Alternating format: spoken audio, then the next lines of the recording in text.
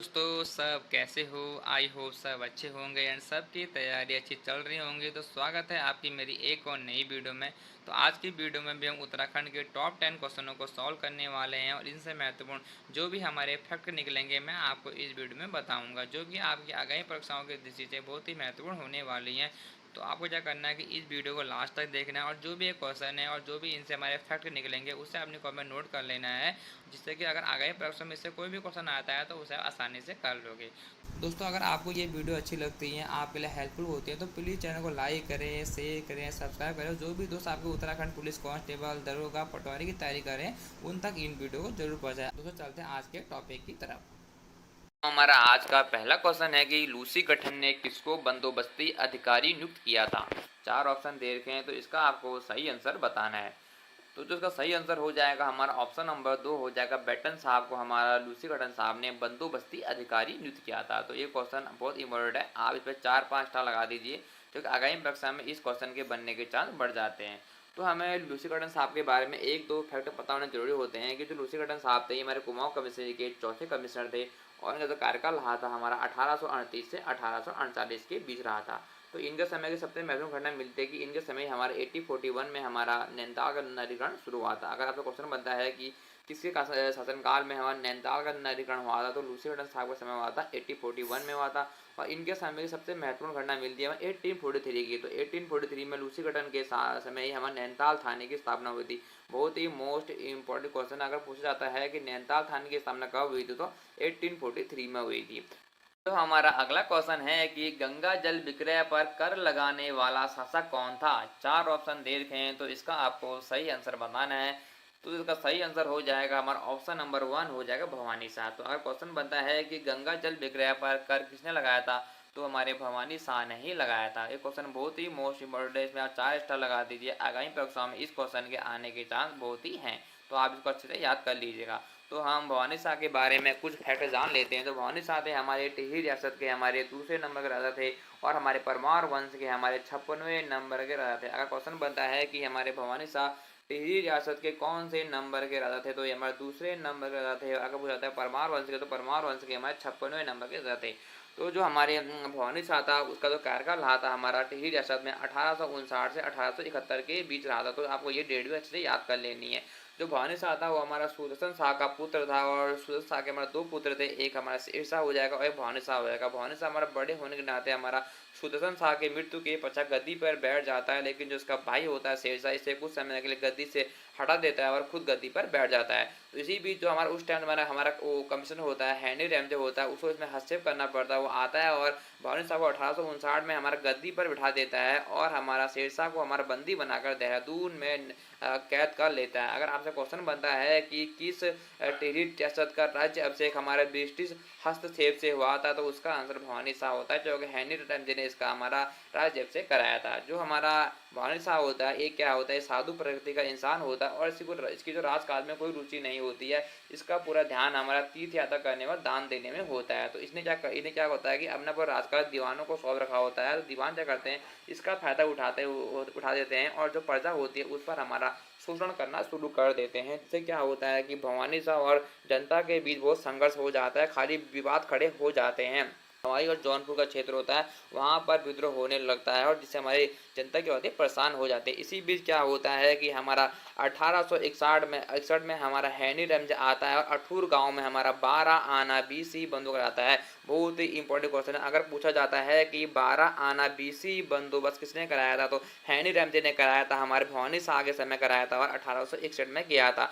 जब ये हमारा अठूर गांव में ये हमारा बंदोबस्त हो जाता है तो तब क्या हो जाता है, थोड़ा विद्रोह हमारा कम हो जाता है। तो आपको एक घटना हमेशा याद रखनी है कि हमारा 12 आना बीसी बंदोबस्त कब हुआ था, 1861 में हुआ था, हेनरी रैमजे ने किया था और भवानी शाह के समय हुआ था। और इसके समय की सबसे महत्वपूर्ण घटना है कि हमारा भवानी शाह ने हमारा 1862 में हमारा देवप्रयाग में हमारा संस्कृत हिंदी पाठशाला भी बनाई थी। तो आपको ये फैक्ट भी याद करना है। तो आपको भवानी शाह के बारे में इतने सारे फैक्ट मिले होंगे जो कि आपकी आगामी परीक्षाओं की दृष्टि से बहुत ही महत्वपूर्ण होने वाले हैं। अगला क्वेश्चन है कि कुली बेगार की समाप्ति आधिकारिक तौर पर कुमाऊं परिषद के किस अधिवेशन में हुई थी। तो इसमें हमको 4 ऑप्शन दे रखे हैं, तो इसका आपको सही आंसर बताना है। तो ये क्वेश्चन बहुत ही मोस्ट इंपोर्टेंट है, आज 4 स्टार लगा दीजिए। मेरा दिल कहता है कि आगामी परीक्षाओं में आपको ये क्वेश्चन देखने को मिल सकता है। तो आप इस क्वेश्चन को अच्छे से याद भी कर लीजिएगा और अपनी कॉपी में नोट भी कर लीजिएगा। तो जो इसका सही आंसर हो जाएगा हमारा ऑप्शन नंबर 4 हो जाएगा, हमारा 5वां अधिवेशन हो जाएगा। अगर क्वेश्चन कभी बनता है कि कुली बेगार की समाप्ति आधिकारिक तौर पर कुमाऊं परिषद के किस अधिवेशन में हुई थी, तो हमारा 5वें अधिवेशन में हुई थी। और सबसे पहले आपको कुमाऊं परिषद के बारे में कुछ फैक्ट जानना जरूरी है। अगर आपसे पूछा जाएगा कि कुमाऊं परिषद की स्थापना कब हुई थी, तो आपका आंसर होना चाहिए 30 सितंबर 1916 को हमारे कुमाऊं परिषद की स्थापना की गई थी। अगर आपसे क्वेश्चन बनता है कि कुमाऊं परिषद का कांग्रेस में विलय कब हुआ था, तो कुमाऊं परिषद कांग्रेस में विलय 1926 को हुआ था। तो आपको ये दोनों फैक्ट याद रखने की कुमाऊं परिषद की स्थापना हमारे 30 सितंबर 1916 को हुई थी और कुमाऊं परिषद का कांग्रेस में विलय हमारा 1926 को हुआ था। और कभी अगर आपसे क्वेश्चन बन जाता है कि कुमाऊं परिषद के हमारे कुल कितने अधिवेशन हुए थे, तो कुमाऊं परिषद के हमारे कुल 6 अधिवेशन हुए थे। तो आपको ये फैक्ट भी याद करना है।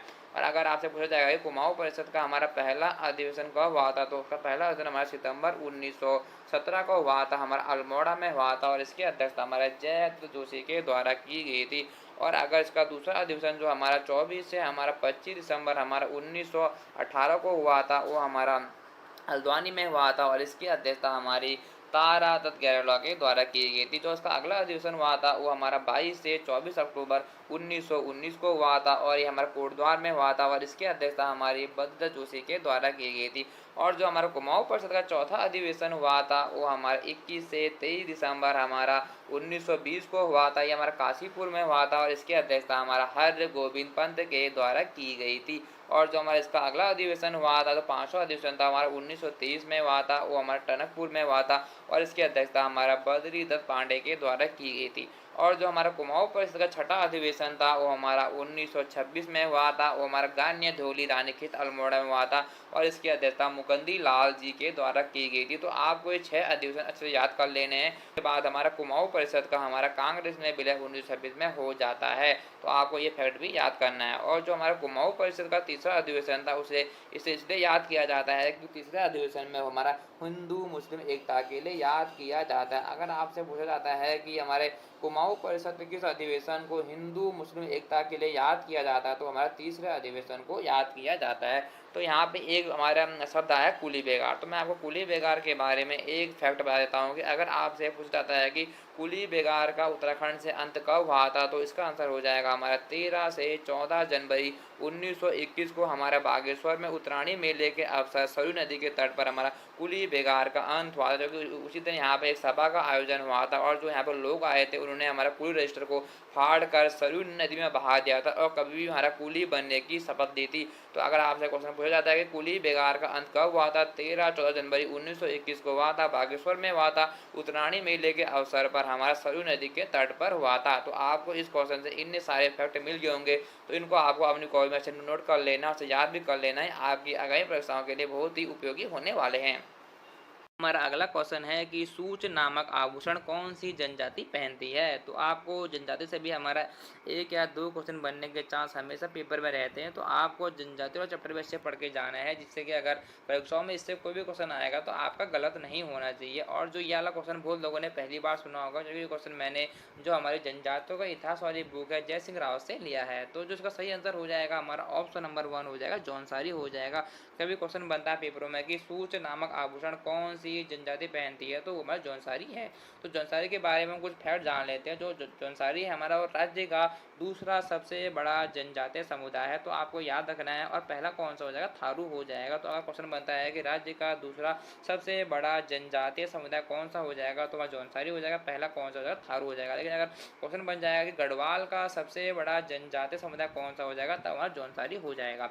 और जौनसारी लोग क्या करते हैं कि अपने को पांडवों का वंशज मानते हैं। तो आपको याद रखना है कि पांडवों का वंशज हमारा जौनसारी लोग अपने को मानते हैं और इनमें हमारा बहुपति विवाह का प्रचलन होता है। क्या होता है, हमारा बहुपति विवाह का प्रचलन होता है। लेकिन अब यह जो ये प्रथा है विलुप्त हो चुकी है। अब इनमें बेउकी हो जाएगा, बुई दूध की हो जाएगा, बाजिया प्रकार की विवाह का प्रचलन है। और इनमें क्या होता है कि जो हमारे लड़की होती है उन्हें हमारा विवाह से पहले ध्यानती कहा जाता है और विवाह के बाद उन्हें हमारा रहंती कहा जाता है। आपको ये भी याद रखना है। और जो हमारे जो सारे लोग होते हैं और वो हमारे ज़्यादातर कहाँ रहते हैं, हमारे देहरादून में इनका निवास होता है, इसलिए हम लोग को पांडवों का वंशज भी कहते हैं। अब जो हमारा भोटे जनजाति है, तो अगर आपसे पूछा जाता है कि भोटे जनजाति का हमारा आभूषण कौन सा होता है, तो इनका जो आभूषण होता है ये हम लोग साली पुली कहते हैं। तो आपको ये भी याद रखना है कि साली पुली किसका आभूषण हो जाएगा हमारा, ये हमारा हमारा भोटिया का हो जाएगा। और जो हमारा सूच हो जाएगा वो हमारा जौनसारी का हो जाएगा। आपको दोनों पर अच्छे से याद करके जाना है एग्जाम में।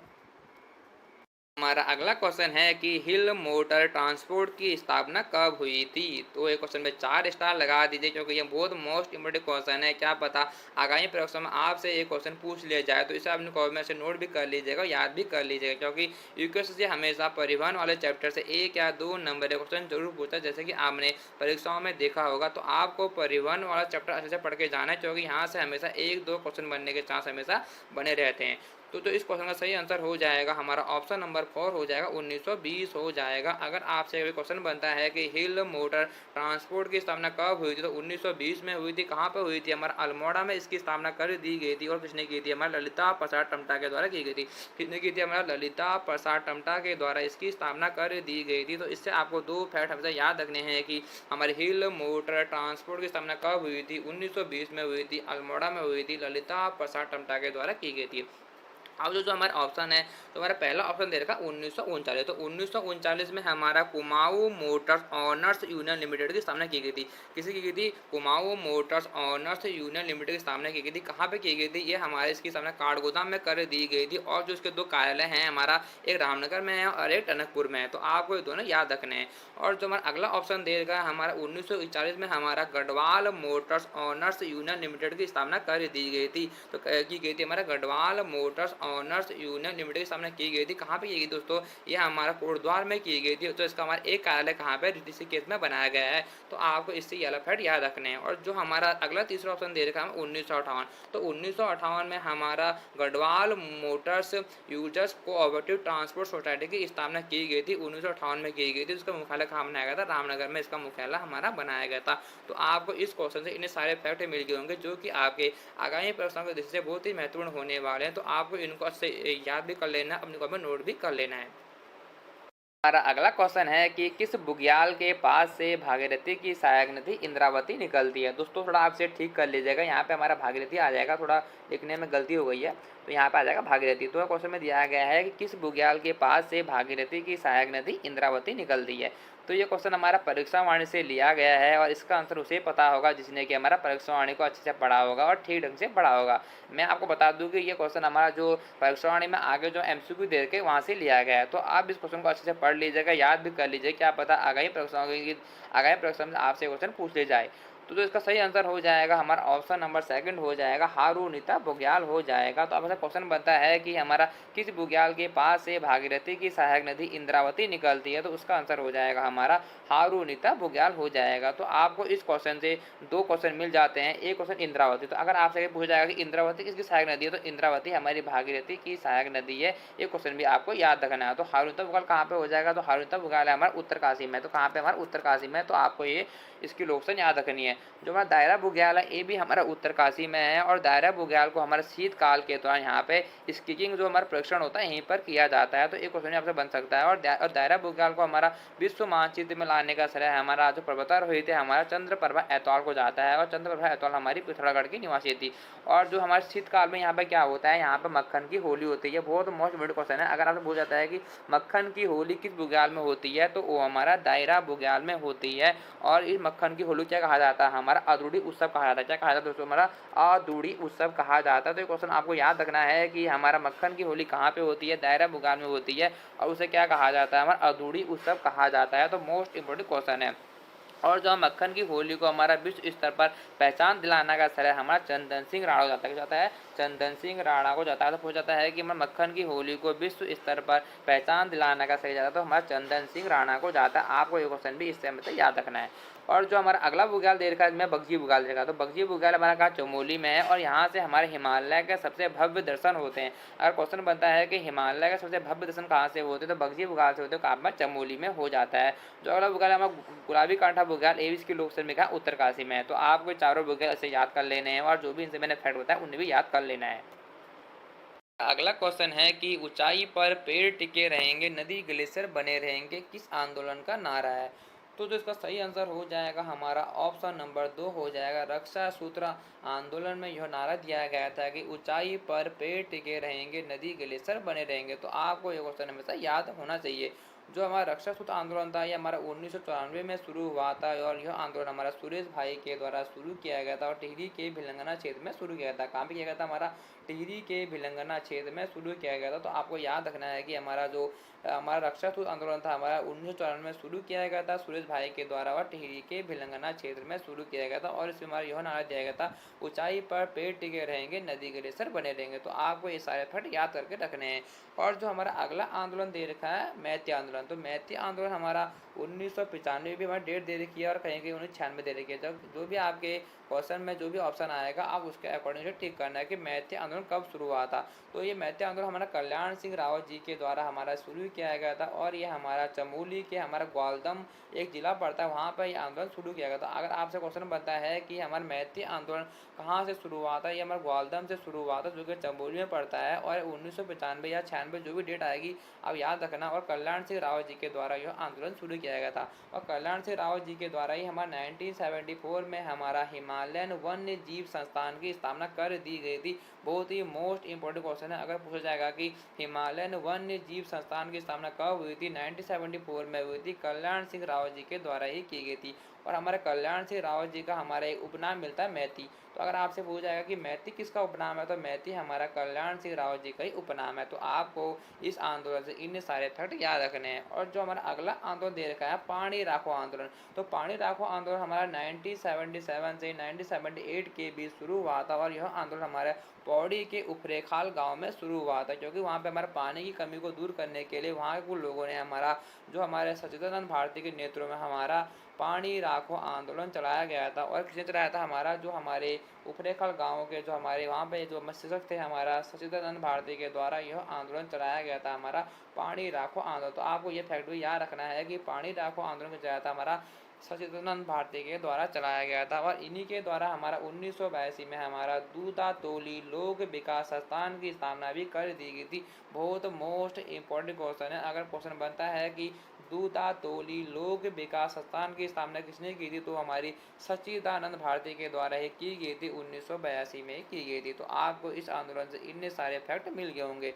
और जो हमारा अगला आंदोलन दे रखा है कांकोड़ा खोल आंदोलन, तो हमारा कांकोड़ा खाल आंदोलन हुआ था, ये हमारा 1921 में हुआ था, कुली बेगार आंदोलन के समय हुआ था और यह आंदोलन हमारे चमोली जिले में हुआ था और इसका नेतृत्व हमारा अनुसरिया प्रसाद बहुगुणा के द्वारा किया गया था। तो आपको ये तीन फैक्ट याद रखने हैं कि कांकोड़ा खाल आंदोलन कब हुआ था, 1921 में हुआ था, कहाँ पर हुआ? चमोली में हुआ था और कुली बेगार आंदोलन के समय हुआ था और इसका नेतृत्व हमारा अनुसुरिया प्रसाद बहुगुणा के द्वारा किया गया था। तो आपको इस क्वेश्चन से इतने सारे फैक्ट मिल गए हैं जो कि आपको याद रखने हैं और भूलने नहीं है। अगर आगामी परीक्षा में इससे कोई भी क्वेश्चन आएगा तो आपको मेरी इस बात को याद रखना है और उसे सही करके आना है। हमारा अगला क्वेश्चन है कि गांव बचाओ आंदोलन का नेतृत्व किसने किया था, तो इसका सही आंसर हो जाएगा हमारा ऑप्शन नंबर सेकंड हो जाएगा, अनिल जोशी के द्वारा ही हमारे गांव बचाओ आंदोलन का नेतृत्व किया गया था।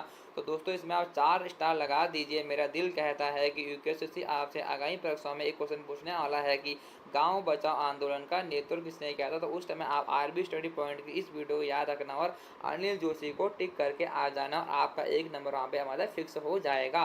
तो अनिल जोशी के बारे में हम कुछ फैक्ट जान लेते हैं। तो अनिल जोशी ने हमारा हैस्को की स्थापना की थी। बहुत मोस्ट इम्पोर्टेंट है। अगर पूछा जाएगा कि हैस्को की स्थापना किसने की थी, तो हमारा अनिल जोशी के द्वारा की गई थी, 1979 में की थी। और अगर कभी पूछा जाएगा कि हैस्को की पूरा नाम क्या है, तो हैस्को का पूरा नाम हमारा हिमालयन अध्ययन पर्यावरण एवं संरक्षण संस्थान है। तो आपको ये भी याद रखना है। और जो हमारे अनिल जोशी थे और इनको सबसे महत्वपूर्ण है कि इनको हमारा 2006 में हमारा पद्मश्री सम्मान भी दिया गया था। तो क्वेश्चन बनता है कि अनिल जोशी को हमारा पद्मश्री सम्मान कब दिया गया था, 2006 में दिया गया था। और अनिल जोशी को हमारा जमनालाल बजाज पुरस्कार से भी सम्मानित किया गया है। तो आपको ये दोनों फैक्ट याद रखने हैं। और सबसे मोस्ट इम्पोर्टेंट फैक्ट है कि हमारा अनिल जोशी को अभी 2021 में हमारा उत्तराखंड गौरव सम्मान से सम्मानित किया गया था। बहुत मोस्ट इम्पोर्टेंट है, 4-5 स्टार लगा दीजिए।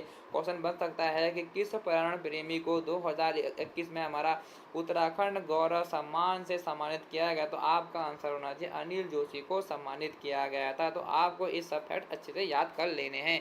और जो हमारा अगला दे रखा है सुंदर लाल बहुगुणा, सुंदर लाल बहुगुणा जी भी हमारा पर्यावरण प्रेमी थे। इन्होंने हमारा चिपको आंदोलन को शिखर तक पहुंचाने का उत्तम प्रयास किया था और इन्होंने हमारा उसी कारण हमारा हिमालय बचाओ देश बचाओ का नारा भी दिया गया था। अगर आपसे पूछा जाएगा कि हिमालय बचाओ देश बचाओ का नारा किसने दिया था, तो हिमालय बचाओ देश बचाओ का नारा हमारा सुंदर लाल बहुगुणा के द्वारा ही दिया गया था। और इसी कारणवश इन्हें हमारा 1985 में हमारा वृक्ष मित्र सम्मान से सम्मानित किया गया था। तो क्वेश्चन बन सकता है कि सुंदर लाल बहुगुणा को वृक्ष मित्र सम्मान कब दिया गया, तो 1985 में दिया गया था। तो आपको ये फैक्ट भी अच्छे से याद कर लेने हैं। और जो हमारा अगला दे रखा है गौरा देवी, तो गौरा देवी भी हमारी एक पर्यावरण प्रेमी थी। तो इन्होंने हमारा 1974 में हमारा चमोली के रेणी गांव से हमारा चिपको आंदोलन शुरू किया था। बहुत मोस्ट इम्पोर्टेंट है कि चिपको आंदोलन कब शुरू हुआ था, 1974 में हुआ था। गौरा देवी के द्वारा चमोली के रेणी गांव में हुआ था और इन्होंने इसमें एक नारा भी दिया था, हमारा मारो गोली काट दो हमारा मायका। तो ये भी आपको याद रखने हैं। और इसी कारण हमारा गौरा देवी को हमारा 1986 में हमारा वृक्ष मित्र सम्मान से सम्मानित भी किया गया था गौरा देवी को। तो आपको ये सब सारे फैक्ट अच्छे याद कर लेने और इनको नोट भी कर लेने, क्योंकि आगामी प्रश्न में इससे हमारा क्वेश्चन बनने के बहुत ज़्यादा चांस बन जाते हैं। हमारा अगला क्वेश्चन है कि निम्नलिखित में से किसका प्राचीन समय में खड़देश कहा जाता था। तो आपको इसका सही आंसर देना है। तो जो इसका सही आंसर हो जाएगा हमारा ऑप्शन नंबर सेकंड हो जाएगा नैनीताल। तो बहुत ही मोस्ट इंपॉर्टेंट क्वेश्चन है, इसे आप इसे नोट भी कर लीजिएगा, याद भी कर लीजिएगा। अगर पूछा जाएगा कि हमारा प्राचीन समय में खड़देश किसका नाम था, तो नैनीताल का हमारा खड़देश नाम था। और अगर आपसे यही पूछा जाता है कि गोरखा समय में नैनीताल को क्या कहा जाता था, गोरखा समय नैनीताल को हमारा षष्ठीगढ़ कहा जाता है। क्या कहा जाता है, षष्ठीगढ़। तो अगर पूछा जाएगा षष्ठीगढ़ किसका नाम है, तो षष्ठीगढ़ भी हमारा नैनीताल का ही नाम है। और नैनीताल को हमारा छकाता भी कहा जाता है, जो कि यहाँ पे 60 झील होने के कारण इसको हमारा छकाता भी नाम दिया गया था। और अभी हमारा कुछ समय पहले जो वीडियो का पेपर हुआ था उसमें पूछा गया था कि नैनीताल को स्कंदन पुराण में क्या कहा गया है, तो वहाँ पे आया था त्रि ऋषि सरोवर कहा गया। तो वो भी आपको याद रखना है, क्या पता अगले एग्जाम में आपसे क्वेश्चन बन जाता है कि हमारे नैनीताल को खड़देश किसे कहा गया है, तो नैनीताल को कहा गया, ये आपको याद रखना है। और जो हमारा दे रखा है भीमताल, तो भीमताल को हमारा गोरखा काल में छकाता गढ़ी भी कहा जाता था। तो आपको याद रखना है कि हमारा छकाता गढ़ी किसे कहा जाता था, छकाता गढ़ी हमारे गोरखा काल में हमारे भीमताल को कहा जाता। बहुत मोस्ट इंपॉर्टेंट क्वेश्चन है, क्वेश्चन बन सकता है कि छकाता गढ़ी हमारे गोरखा काल में किसे कहा जाता, तो आपका आंसर होना चाहिए भीमताल को कहा जाता है। और जो हमारा गंगोली हाट दे रखा, गंगोली हाट को प्राचीन समय में हमारा सैल देश कहा जाता। क्या कहा था, सैल देश कहा जाता। तो अगर पूछा जाएगा हमारा सैल देश किसे कहा जाता, तो हमारा गंगोली हाट को कहा जाता था। और जो हमारा हनुमान चट्टी दे रखा, तो हनुमान चट्टी को हमारा प्राचीन समय में हमारा वैखानस तीर्थ कहा जाता, हमारा वैखानस तीर्थ भी कहा जाता है। तो ये आपको क्वेश्चन याद रखना है कि वैखानस तीर्थ किसे कहा जाता, हनुमान चट्टी को कहा जाता। तो आपको इस क्वेश्चन से इन्हें सारे फैक्ट याद रखने हैं। जो हमारा अगला क्वेश्चन है कि कुमाऊं मंडल की स्थापना के समय ब्रिटिश कमिश्नर कौन था। तो इस क्वेश्चन पे आप 4 स्टार लगा दीजिए और इसे अपने कॉपी में से नोट भी कर लीजिएगा, याद भी कर लीजिए, क्या पता आगामी प्रश्न में आपको क्वेश्चन देखने को मिल सकता है।